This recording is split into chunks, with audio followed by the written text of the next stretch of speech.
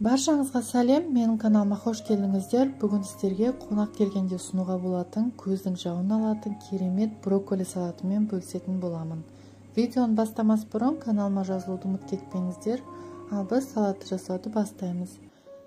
Ең алдымен анарды тазалап аламыз. Анарды тазалау әдісінде сіздерге көрсете кетейін. Осы әдіспен тазалайтын болсаңыздар, аз уақытыңыз кетеді және де тез бөлшектенеді. Көкөністер турап болғанша брокколиді ыстық суға салып, аздап тұз қосып, жұмсарғанша пісіреміз. Қатты пісіп кетпеу керек, езіліп кетуі мүмкін. Келесі 3 тал тұздалған қиярды тураймыз.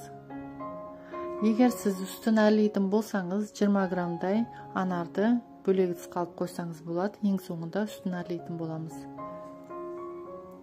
Және де мен осындай консервіленген бұрыш қолдандым. Егер сізде бұндай бұрыш болмаса, қызыл бұрышты духовкада пісіріп, қабығын аршып қолдансаңыз болады осы салатқа.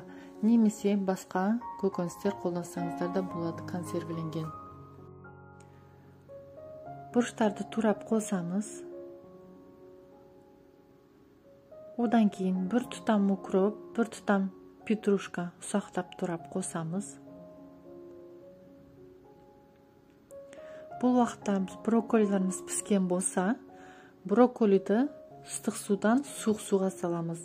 Жасыл түсін қорғау үшін суық суға салып, шоқтап алуымыз керек. Одан кейін турап салатымызға қосамыз. 100 грамм консервіленген жүгері және көз мөлшерімен жаңғақ турап қосамыз. Келесі бізге соусымыз үшін қажет заттар: жарты шай стаканы зәйтін майы, 1 лимонның суы, тұз және сарымсақ. Соусымыз осымен дайын. Араластырғаннан кейін салатқа қосамыз. Жақсылап араластырғаннан кейін қалаған ыдысымызға салып, үстін әрлейтін боламыз. Салатымыз осымен дайын. Мен видеомды соңына дейін қараған болсаңыз және де рецепттерім ұнап жатса, лайк басып, пікір қалдырып, менің каналыма жазылуды ұмытып кетпеңіздер. Қалаған ыдысымызға саламыз. Мен осындай домалақ ыдыс қолдандым. Және де салаттың үстін мен анар және лимонмен әрледім. Сіз қалауыңыз бойынша әрлесеңіз болады. Дәмі керемет. Қонақ келген кезде ұсыну үшін дастарханның сәнін келтіретін салат. Әркімге жасауға ұсыныс беремін. Менің рецептіммен жасап жатқан болсаңыз, астыға пікір қалдыруды ұмытып кетпеңіздер. Астарыңыз дәмді болсын. Келесі видеода кездескенше.